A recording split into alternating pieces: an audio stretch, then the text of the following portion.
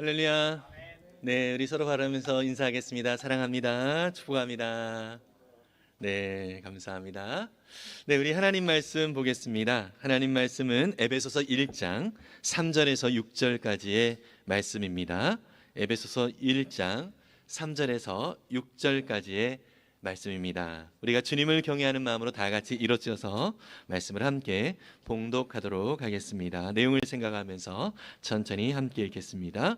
찬송하리로다. 하나님 곧 우리 주 예수 그리스도의 아버지께서 그리스도 안에서 하늘에 속한 모든 신령한 복을 우리에게 주시되 곧 창세 전에 그리스도 안에서 우리를 택하사 우리로 사랑 안에서 그 앞에 거룩하고 흠이 없게 하시려고 그 기쁘신 뜻대로 우리를 예정하사 예수 그리스도로 말미암아 자기의 아들들이 되게 하셨으니 이는 그가 사랑하시는 자 안에서 우리에게 거저 주시는 바 그의 은혜의 영광을 찬송하게 하려는 것이라.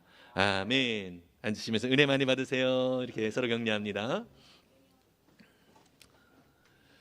네, 우리가 지난주에는 바울이 에베소 교회 성도들에게 편지를 쓰면서 안부의 인사를 먼저 하는 것을 볼 수 있습니다. 그러면서 그들에게 은혜와 평강이 넘치기를 바랍니다라고 하면서 하나님의 은혜가 그들 가운데 임할 때에 그들의 삶은 평강 이 이루어지고 자신 내면의 평강뿐만 아니라 사람들과의 관계 속에서 평화가 이루어지는 그러한 삶이 또 나타나게 되어지는 것을 또 소원하면서 인사를 그렇게 했던 것을 볼 수 있습니다. 오늘 우리가 읽은 본문은요, 이제 본격적으로 에베소 교회 성도들에게 하고 싶은 이야기를 시작을 합니다. 특별히 그 하고자 하는 이야기를 하면서 바울은 찬송하리로다, 찬송하라 이러면서 하나님 앞에 찬송하라고 그렇게 권면을 하고 있습니다. 오늘 우리가 읽은 본문은 1장 3절에서 6절까지 이렇게 읽었는데요. 짧은 네 구절을 읽었지만 사실은 우리 한글로서는 이 문장이 하나씩 하나씩 이렇게 끊어진 것 같지만요, 이게 하나로 연결되어진 문장입니다. 심지어 6절까지가 한 문장이 아니라 3절부터 14절까지가 전체가 헬라어 원어를 보면 문장이 끊기지 않고 전체가 한 문장이 되어지는 그러한 구조로 이루어져 있습니다. 그러면서 하나님께 대한 찬송을 하자라고 얘기를 하면서 그 찬송의 내용이 무엇인가를 얘기를 해주고 있는데요. 그래서 오늘 선택받은 자의 찬송이라고 하는 제목으로 먼저 찬송의 내용이 과연 무엇인가를 좀 먼저 살펴보려고 합니다. 이 3절부터 14절까지 이어지는 이 찬송의 내용 속에서 구체적으로 하나님께서 우리 가운데 어떻게 구원의 은혜를 허락하여 주셨는지, 어떻게 우리를 사랑해 주셨는지에 대해서 우리가 엿볼 수가 있게 되는데요. 특별히 삼위일체 하나님, 성부 하나님, 또 성자 하나님, 성령 하나님께서 우리를 향하신 이 구원의 계획을 얼마나 치밀하고 또 얼마나 정말 마음을 다하여서 행하셨는가라고 하는 내용을 표현을 해주고 있습니다. 그래서 우리의 구원은 그냥 단순히 뭐 여러 상황 속에서 정말 우연히 이루어진 그런 구원이 아니라 하나님의 놀랍고 귀하신 치밀한 계획과 또 그분의 뜻하신 바에 따라서 이루어진 구원이다라고 하는 것을 얘기를 하면서 이 구원을 위하여서 성부, 성자, 성령 이 삼위일체 하나님이 우리 가운데 역사하시고 일하여 주셨다라고 하는 내용을 말씀을 하고 있습니다. 그래서 우리가 읽은 오늘 6절까지 읽었는데요. 사실은 6절까지는 3절부터 6절까지는 성부 하나님께서 행하신 그 구원의 사역에 대해서 찬양을 하고 있고요. 그리고 12절까지 7절부터 12절까지는 성자 하나님께서 행하신 그 사역에 대해서 말씀을 하고 있고요. 또 14절, 13절과 14절은 성령 하나님께서 행하신 그 구원의 놀라운 사역에 대해서 언급을 하고 있습니다. 그래서 그 단락들마다 마치 3절부터 14절이 하나의 문장이지만 그 성부 하나님이 행하신 일, 또 성자 하나님이 행하신 일, 또 성령 하나님이 행하신 일들을 언급을 하면서 그 결론들이 6절과 또 12절과 또 14절, 그러니까 성부 하나님께서 행하신 일에 대한 결론이 6절, 그다음에 성자 하나님이 행하신 일에 대한 결론이 12절, 그리고 성령 하나님께서 행하신 일에 대한 결론이 14절, 이렇게 언급을 하고 있습니다. 그래서 이렇게 구원의 일을 행하신 그 성부, 성자, 성령 하나님에 대하여 우리 구원을 받은 자로서 어떻게 행해야 될까라고 하는 것에 대한 내용이 결론이거든요. 한번 좀 살펴보면은요, 에베소 1장 6절을 먼저 볼게요. 성부 하나님께서 행하신 일에 대한 언급을 하면서 이렇게 결론을 맺고 있습니다. 함께 읽어보겠습니다. 이는 그가 사랑하시는 자 안에서 우리에게 거저 주시는 바 그의 은혜의 영광을 찬송하게 하려는 것이라. 아멘. 하나님께서 행하신 그 구원의 은혜로 인하여서 우리가 구원을 받은 우리가 그 은혜의 영광을 찬송하게 하려고 하나님이 우리 가운데 이 구원의 은혜를 허락해 주셨다라고 말씀하고 있습니다. 다음에 성자 하나님께서 행하신 일에 대한 언급을 하면서 12절은 이렇게 결론을 맺고 있습니다. 함께 읽겠습니다. 이는 우리가 그리스도 안에서 전부터 바라던 그의 영광의 찬송이 되게 하려 하심이라. 아멘. 우리가 하나님의 영광의 찬송이 되게 하시려고 성자 하나님께서는 이렇게 행하셨다라고 말씀을 하고 있어요. 그 다음에 마지막 성령 하나님께서 행하신 일에 대한 결론을 보겠습니다. 함께 14절을 읽겠습니다. 이는 우리 기업의 보증이 되사 그 얻으신 것을 속량하시고 그의 영광을 찬송하게 하려 하심이라. 아멘. 그의 영광을 찬송하게 하려 하십니다. 다 결론은 비슷하죠. 그죠?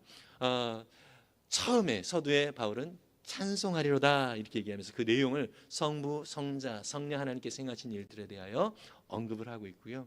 그리고 그 구원의 은혜를 받은 우리가 성부 하나님께, 성자 하나님께, 또 성령 하나님께 찬송을 드리려고 우리가 오늘 이 구원의 놀라운 은혜와 영광을 얻게 되었다라고 말씀을 해주고 있습니다.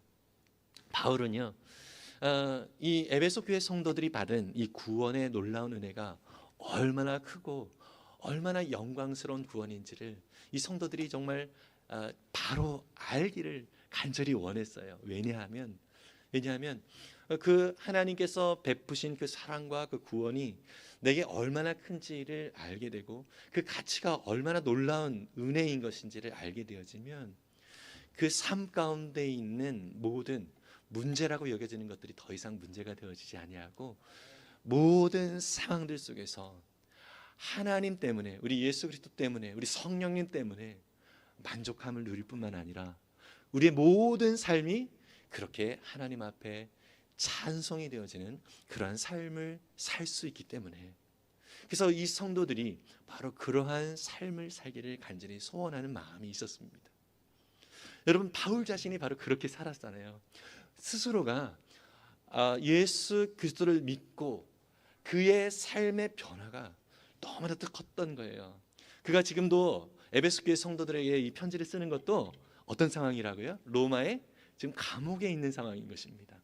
갇힌 자, 자유롭지 못한 자의 상황 가운데 있는데 그럼에도 불구하고 이 에베소 교회 성도들에게 정말로 간절하게 정말 자신이 경험한 이 하나님의 놀랍고 귀하신 은혜가 얼마나 큰지를 같이 나누고 싶은 이 간절함이 있었습니다.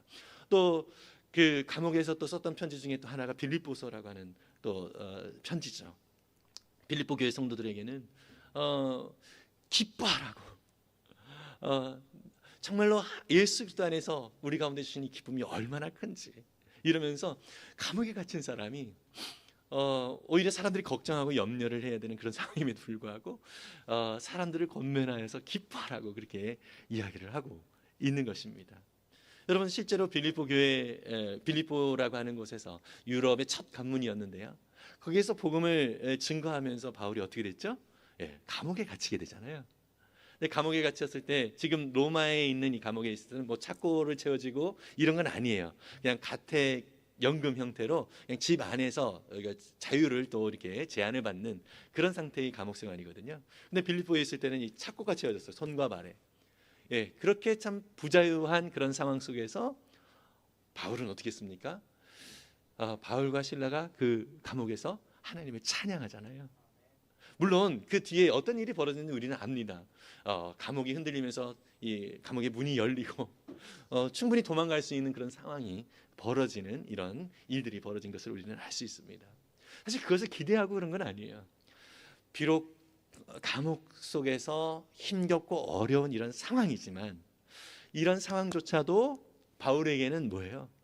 하나님께 찬양하고 감사하는 것에 대하여 그 어떠한 것도 그를 방해할 수 없다는 것을 증명을 해주고 있는 것입니다. 여러분, 이 바울이 경험한 이 하나님의 저와 여러분들에게도 동일한 하나님이심을 믿습니다. 이 하나님이면 우리의 삶의 그 어떠한 것도 참 우리 스스로도 바울과 같이 주님이면 충분합니다라고 하는 이 고백을 할 수 있음을 믿습니다. 바울은 그런 하나님의 은혜와 충만함을 이 성도들에게 풍성히 나누고 싶었던 거예요. 당장 우리 가운데 문제가 느껴지는 어떤 상황이 있을 수 있습니다.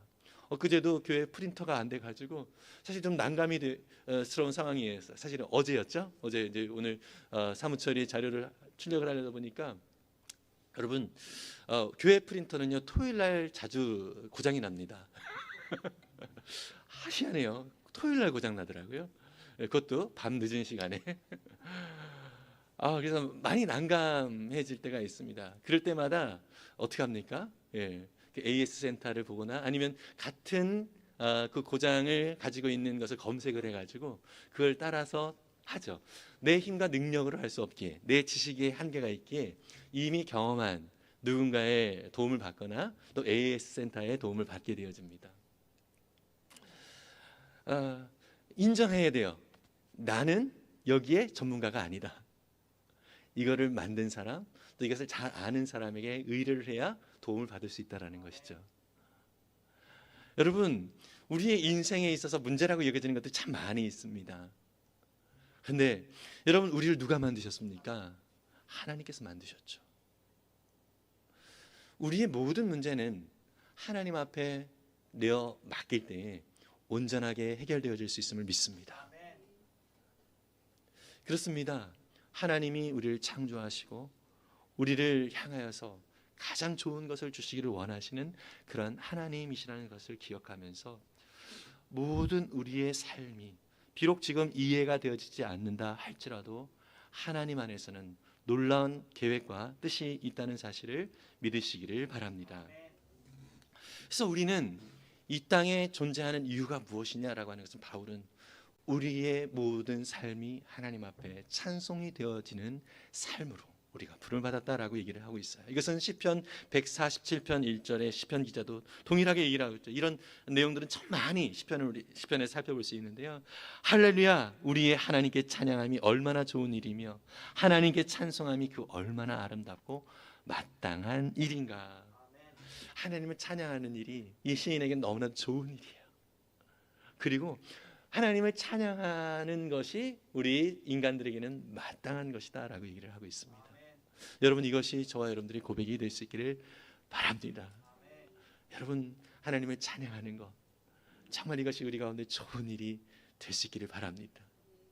정말로 우리의 삶 자체가 하나님을 찬양하는 것, 이것이 우리가 마땅히 해야 될 일이라는 것을 늘 인정하시기를 바랍니다. 이사야 선지자도 동일하게 그런 표현을 했죠. 이사야 43장 21절인데요. 이것은 한번 같이 읽어볼까요? 이 백성은 나를 위하라고, 다시요. 이사야 43장 21절입니다. 시작. 이 백성은 나를 위하라고 내가 지은 백성이다. 그들이 나를 찬양할 것이다. 아멘. 하나님께서 왜 우리를 지으셨다고요? 하나님을 찬양하도록. 여러분, 이것을 오해하지 마시기 바랍니다.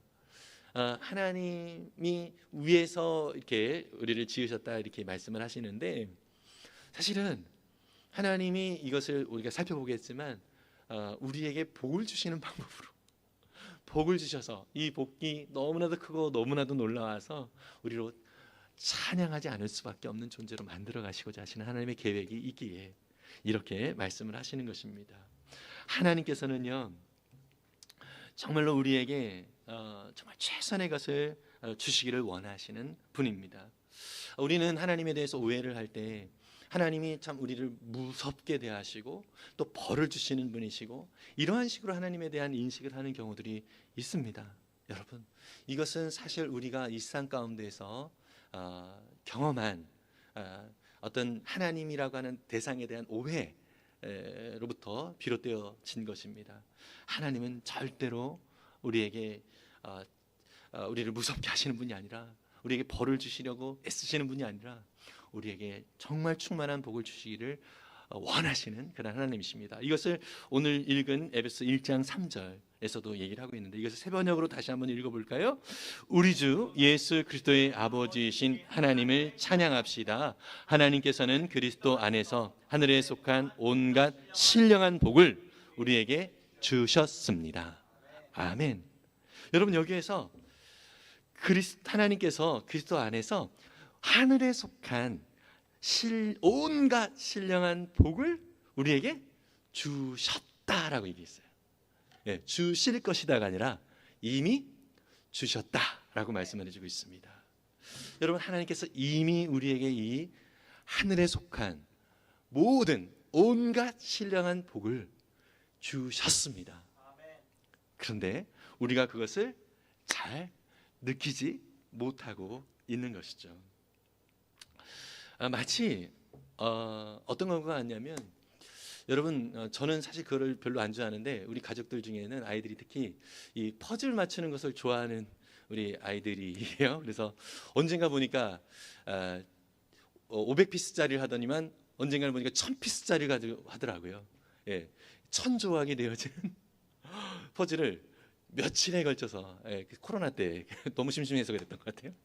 예, 그거를 이제 맞추는데, 와, 저는 그냥 옆에서 보는 것만으로도 지끈지끈하더라고요. 근데 결국은 그걸 다 맞춰요. 결국은 다 맞히더라고요. 저는 사실 방 청소를 하면서 이걸 왜 여기다 이렇게 해서 그래서 한 조각이 이렇게 떨어져 있으면은 이거 그냥 별거 아닌 것 같고 어디 있는지도 도대체 모르겠는 건데 이거 버려도 상관없는 거 아닌가, 이런 생각이 사실 들 때가 있는 것이죠. 그런데 그것을 겉으로는 얘기를 못했죠. 왜냐하면 이것은 언젠가는 필요한 조각이에요. 언젠가는 필요한 조각입니다. 여러분, 사실 우리의 모든 삶도 우리의 시선으로는 절대로 이해되지 않는 그런 상황들이 우리 가운데 있을 수 있습니다. 왜 도대체 이것이 나의 삶 가운데 생기는 걸까? 왜 이러한 관계를 하나님이 나한테 허락해 주셨을까? 왜 나에게 이런 어려움을 주셨을까? 이러면서 사실 우리가 이해하지 못하는 그러한 일들이 인생의 조각조각 속에서 참 많이 이루어지고 있습니다. 그러나 분명한 것은 이것이 쓸데없는 것이 아니다라는 것입니다. 하나님 편에서 보았을 때는 결국 완성될 그 조각, 그 작품의 한 일부분이라는 것입니다. 여러분, 우리의 삶도 바로 그렇게 하나님께서 하나님의 계획과 뜻 가운데 있다는 사실을 믿으시길 바랍니다. 지금 당장 우리가 이해하지 못한다 할지라도, 지금 당장 우리에게 너무나도 힘겨운 것처럼 느껴지는 상황이라 할지라도, 이 모든 상황들은 하나님의 놀라운 계획과 섭리 안에 완성될 그날에 우리가 하나님을 찬양할 수 있는 제목이 된다는 사실을 믿으시길 바랍니다. 그러한 은혜의 삶으로 우리가 부름받았다는 것을 인식을 한다면, 비록 당장 우리를 당황스럽게 하는 일들이 우리 가운데 있다 할지라도 이 상황들 속에서 우리에게 필요한 것이 무엇일까요? 그 하나님을 신뢰하는 것입니다. 하나님은 우리를 신실하게 인도하여 주시고 우리에게 이미 복을 주신 하나님께서 우리에게 이 모든 상황들을 통하여서 결국 하나님을 찬양하는 자로, 하나님을 높이는 자로 우리를 세워 가실 것이다라는 이 믿음, 이 신뢰, 그 신뢰 가운데 저와 여러분들이 있기를 간절히 소망합니다. 하나님은 우리에게 이 신령한, 하늘에 속한 온갖 신령한 복을 주셨다라고 말씀하고 있는데요. 이 복의 특징이 여러 가지 수식어로 되어 있어요. 먼저 하늘에 속한 복이라고 그랬습니다. 하늘에 속한 복. 이 하늘에 속한 복은 상대적으로 땅에 속한 복과는 반대인 것이죠. 네, 세상에서 얻을 수 없는 복이라는 것입니다. 이 땅에 우리가 생각하는 복이라고 여겨지는 것들은 무엇입니까? 바로 일시적인 것이에요. 그리고 변합니다. 심지어 로또에 당첨을 받아서 거액의 상금을 얻었다 할지라도 그것이 영원하지가 않아요. 영원하지가 않아요. 일시적이고 또 이 기쁨도 변할 수밖에 없습니다. 예. 심지어 그 기쁨이 나중에는 슬픔으로 변하는 그런 경우도 있기도 합니다. 그러나 하나님께서 주시는 이 하늘에 속한 복은요, 변하지 않는 복이고요, 그리고 영원한 복인 것입니다. 우리에게 속한 이 하늘에 속한 복이 우리 가운데 얼마나 귀한 복으로 주어졌는가, 이것을 우리가 날마다 새롭게 발견하시기를 바랍니다. 또 이 복은요, 신령한 복이라고 말을 하고 있습니다. 신령한 복, 무슨 얘기죠? 우리 욕망에 속한 복이 아니라 우리의 영혼과 관계된 복이다라고 말씀을 하고 있는 것이에요. 이것은 사람이 줄 수 있는 복이 아니라 오직 하나님께서만 주실 수 있는 복이라고 말씀을 하고 있는 것입니다. 여러분, 우리는 영적인 존재입니다. 믿으십니까?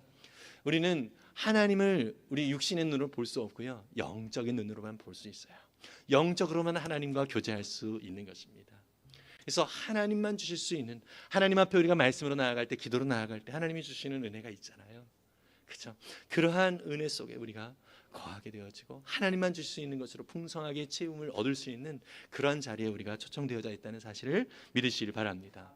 그리고 하나님이 주시는 이 복은요, 하늘에 속한 모든 신령한 복이에요. 세 번역으로는 온갖 신령한 복이라고 얘기를 하고 있습니다. 일부만 주시는 것이 아니에요. 일부만 주시는 것이 아니라 전부를 주시는 것이다 라고 말씀하고 있습니다. 믿으십니까? 아멘. 전부를 주셨어요. 여러분, 우리는요, 이 세상에서 사람들과 비교를 하면서 낙심이 되어지기도 하고요, 또 스스로 절망을 하기도 합니다. 왜 그럴까요? 그 사람이 가진 것에 비하면 내 모습이 초라하게 느껴지는 경우가 있기 때문인 것입니다. 세상은 그래요. 그러나 여러분, 하나님은요, 우리에게 일부만 주신 것이 아니라 모든 신령한 복을 주셨다라고 말씀하고 있습니다. 모든 것을 다 주셨어요. 그렇다면 이 복이 정말 나에게 신령하고 풍성한 복이다라고 하는 것을 내가 느끼지 못하는 이유는 무엇일까요?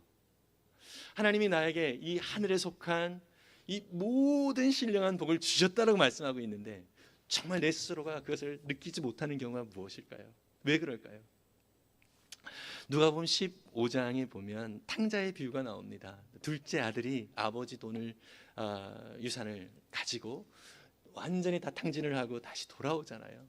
그런데 아버지는 이 아들을 위하여 잔치를 벌여요. 그런데 여러분, 그것을 보고 있었던 첫째 아들이 어떤 생각을 합니까? 아버지는 왜 동생에게, 그것도 이 저동생은 능력도 없고 또 아버지의 것들을 다 앗아가는 그러한 죄송합니다, 이런 표현 써가지고 머저리 같은 동생인데 이 저 동생을 위하여 잔치를 벌인다고? 나를 위해서는 그렇게 하지 않으셨는데? 이러면서 동생에 대한 아버지의 사랑이 마치 편애하는 것처럼 느끼고 있는 것을 볼 수 있습니다. 그리고 도대체 아버지가 동생에 대한 태도가 이해가 되어지지 않는 그런 느낌을 받게 되어져요. 그러면서 아버지에게 불평과 원망을 합니다. 아버지 언제 저를 위하여선 잔치, 조그마한 잔치라도 해준 적이 있습니까? 왜 저렇게 탕진하고 돌아온 능력도 없는 저 동생을 위하여, 나는 아버지 집에서 이렇게 열심히 일을 하고 아버지를 위하여 참 애쓴 나를 위해서는 아무것도 해주시지 않고 왜 동생을 위하여 저렇게 잔치를 벌여주십니까? 이러면서 아버지에 대하여 원망과 불평을 하고 있는 것을 볼 수 있습니다. 그때 아버지께서 이 첫째 아들에게 했던 말이 있습니다. 얘야, 너는 항상 나와 함께 있으니 내 것이 다 네 것이 아니냐. 이미 너는 나의 모든 것들을 다 가지고 있어. 이미 나의 모든 것이 너의 것이야. 이 이야기를 해요. 이것은 둘째 아들을 위하여 잔치를 벌여주는 이거 갖고 비교할 수 없는 거야. 너는 이미 모든 것을 다 가지고 있어. 근데 이 첫째 아들은 아버지께서 소유한 모든 것이 자신의 것이다라는 것을 인식하지 못하고 있었던 거예요. 여러분, 어쩌면 이것이 우리의 모습이지 않을까라는 생각이 듭니다. 영국에서 한 7년 정도 유학하신 이중이라고 하는 이제 목사님이 있는데요. 그분이 직접 자기가 영국에서 유학할 때 그 교회에서 이렇게 섬길 때 자기를 너무 예쁘게 대해 주셨던, 너무 친절하게 대해 주셨던 노부부가 계시다라고 하더라고요. 그분들에 대한 얘기를 해요. 이 할머니가 뭐 이렇게 이 목사님이 그 교회 출석하면 너무 이렇게 사랑스럽게 이렇게 맞아주시고 또 필요한 것들 또 이렇게 따뜻하게 이렇게 섬겨주셨던 이 할머니인데, 할머니에게 소원이 있었대요. 뭐냐면 이 북유럽에 크루즈를 타고 여행하는 그런 여행 상품이 있는데 한 4주간 다니는 여행이에요. 근데 이 여행을 하는 것이 아주 너무나도 큰 소원이었는데 정말 그 소원만 가지고 있지만 형편이 그러지 못해서 가지를 못했던 거예요. 남편인 할아버지가 그걸 알게 된 거죠. 그래서 할아버지가 정말 허드렛 일을 하면서 2년 반 동안 돈을 모았대요. 그래서 티켓을 끄는 거예요. 그래서 특급실은 아니었지만 3등석의 티켓을 끄는 거예요. 그러면서 이 크루즈를 타게 된 것에 대해서 너무너무 즐거워하죠. 할머니가 가기 전부터 너무너무 자랑을 하더래요. 교회 성도들에게. 나 가게 됐다 이러면서 막 자랑을 하고, 그래서 이제 4주의 그 여행을 다녀오시고 이제 돌아와서 또 하시는 말씀이 이런 거예요. 너무너무 좋았다 이렇게 얘기를 하시면서 그 3등실에서 그 갑판의 위에 올라가서 이제 정말 아름다운 광경들을 이렇게 보게 되어지는데, 올라가는 그 길에 레스토랑이 있었대요. 그런데 레스토랑에서 사람들이 맛있게 음식을 먹는 그 모습이 너무너무 부러웠대요. 그런데 사실은 3등석 그 티켓밖에 끊지 않았기 때문에 할아버지 할머니는 그 빵이며 이게 간단하게 인스턴트를 먹을 것을 하고 준비해서 간 거예요. 근데 할아버지가 또 할머니가 그 레스토랑을 지날 때마다 부러워하는 것을 보면서 또 그 배 안에서도, 크루즈 배 안에서도 허드렛 일을 또 하셨던 거예요. 그 돈을 모으셨던 거예요. 그래서 4주 동안의 여행을 하면서 마지막 한 3, 4일 전에 돈을 어느 정도 모았다고 생각하시는 할아버지가 여보, 우리도 저거 이용할 수 있어, 레스토랑 가자 이렇게 했다는 거예요. 그래서 레스토랑 가서 지배인한테 얼마예요? 그랬더니 할아버지한테 하시는 말씀이, 지배인이 하는 말씀이, 할아버지 몰랐어요? 그 티켓 안에 여기 다 포함되어 있었는데요.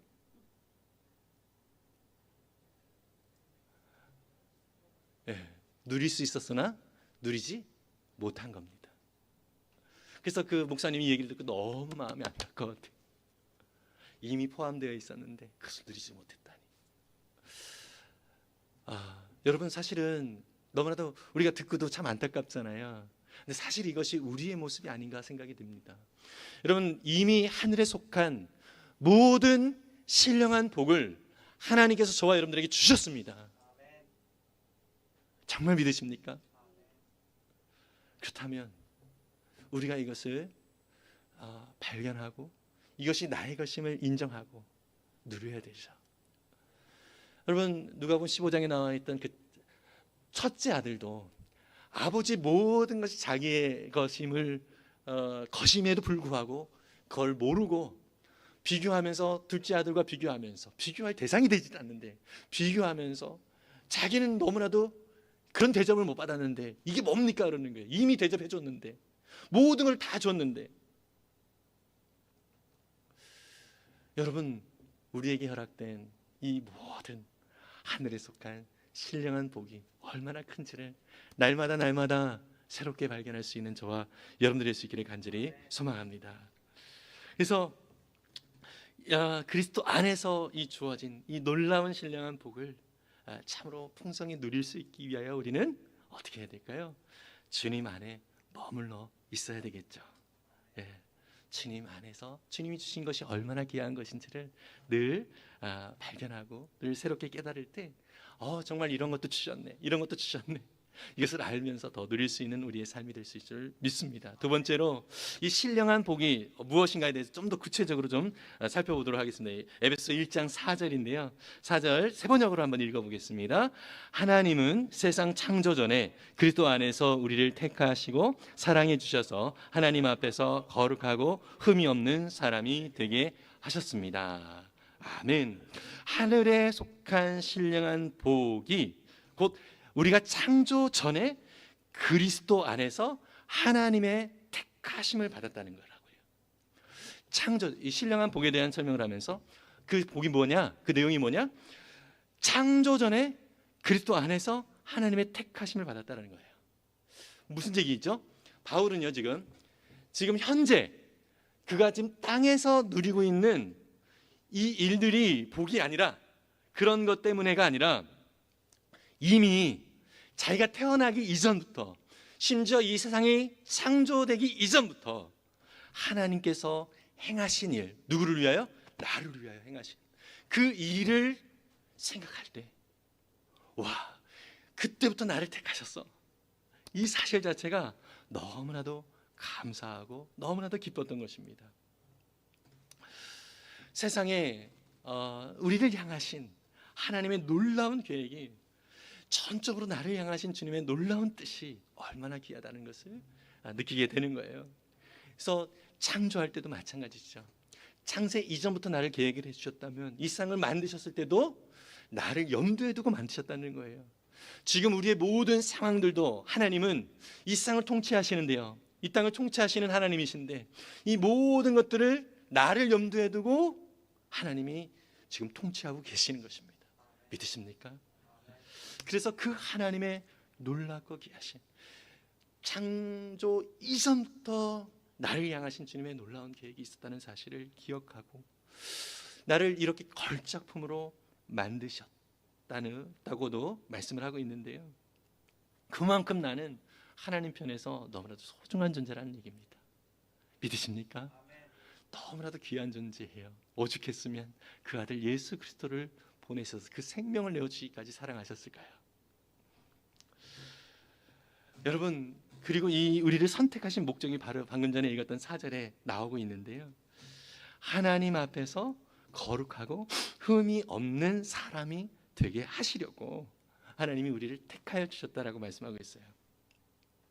하나님의 최고의 관심은요, 우리가 이 땅에서 부하거나 또 건강하거나 또 권세 있는 자가 되어지는 것이 아니라, 우리에게 하나님 앞에서 거룩하고 흠이 없는 그런 사람이 되기를 원하시는 거예요. 우리를 택하셨을 때 그 목적이 바로 거룩함이라는 것입니다. 즉 우리가 여기서 좀 잘 살펴봐야 되는 것은요, 우리가 하나님 앞에서 거룩하고 흠이 없어야 택함을 받는 게 아닌 거예요. 하나님이 먼저 택하셨고, 이 택하심의 결과가 뭐예요? 거룩하고 흠이 없는 자가 되어지는 것입니다. 믿으십니까? 지금 우리의 상태를 보면서 낙담하지 않기를 바랍니다. 하나님은요, 우리를 택하신 하나님은 지금도 일하시는데요, 어떻게 해요? 우리를 거룩하고 흠 없는 자로 만들어 가시는 하나님이심을 믿으시길 바랍니다. 이 하나님의 놀라운 손길이 오늘도 우리의 삶 가운데 있다는 사실을 기억하면서, 그렇다면 우리에게 주어진 모든 상황들이 그런 하나님의 간섭하심과 손길 안에 있다는 사실을 믿으시기를 바랍니다.